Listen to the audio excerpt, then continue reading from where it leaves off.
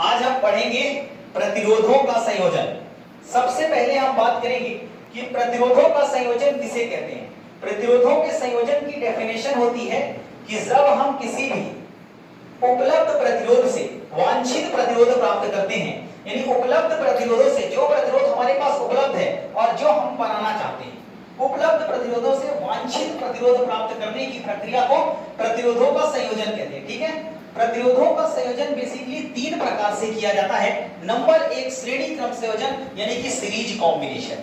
Number दो, समांतर क्रम संयोजन यानी कि पैरेलल कॉम्बिनेशन। और नंबर तीन, जिसे हम कहते हैं मिश्रित क्रम संयोजन, जिसे हम कहते हैं मिक्स्ड कॉम्बिनेशन।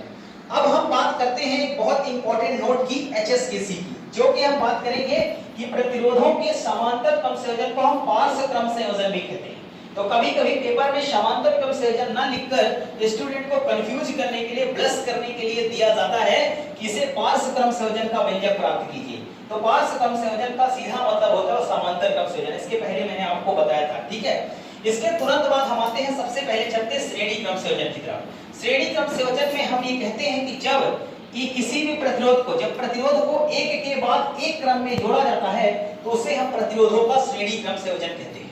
माना हमारे पास तीन प्रतिरोध R1, R2, R3 हैं, जिनमें धारा I समान रहेगी तथा इनका विभवांतर भी भिन्न भिन्न होगा।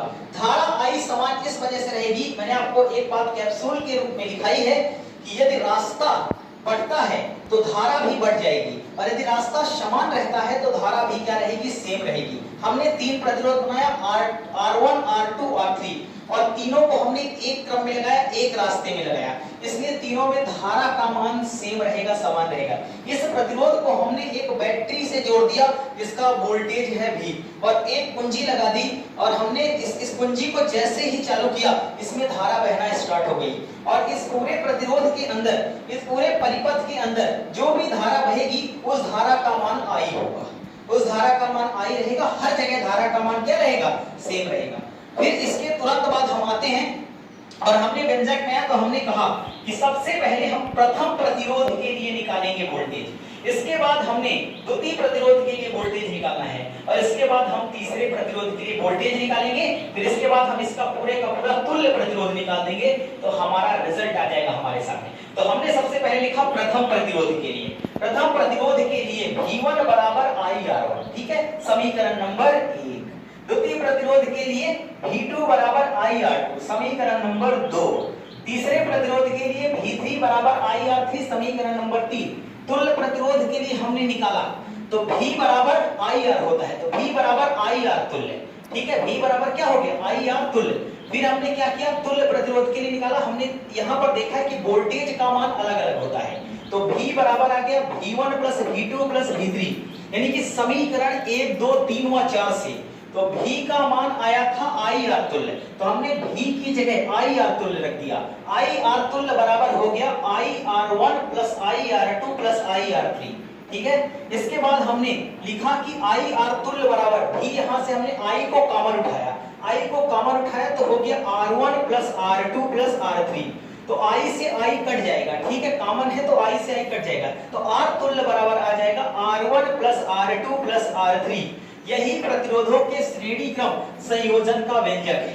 ठीक है, इसके बाद हमने एक स्पेशल पॉइंट डाला और हमने कहा n संधारित्र के लिए, यानी कि n प्रतिरोधों के लिए, तो n प्रतिरोध के लिए हो जाएगा R तुल्य बराबर R1 plus R2 plus R3 dash Rn था। फिर हमने इसी में एक दूसरा पॉइंट जाना कि जब हम श्रेणी क्रम संयोजन करते हैं तो श्रेणी क्रम संयोजन में हम ये जानते हैं कि प्रतिरोध जो है R1, R2, R3 होता है, और उनमें बहने वाली धारा I का मान सेम रहता है। फिर हमने दूसरे पॉइंट में जाना कि V बराबर IR, जहां पर हमने ये जाना कि हर जगह धारा सेम जा रही है, यानी कि I का मान नियत होगा।